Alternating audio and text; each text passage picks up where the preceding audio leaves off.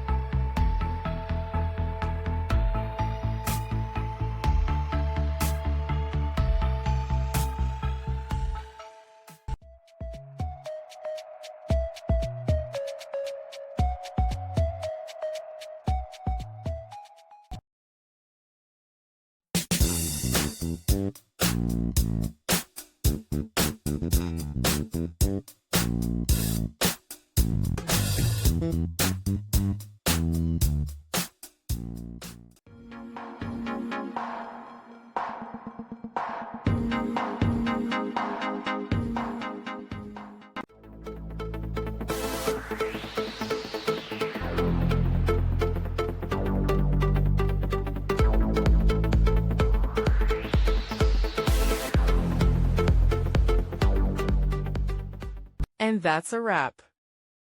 I hope you found the answer you were looking for. If you did, take a second to hit that subscribe button. It really helps out.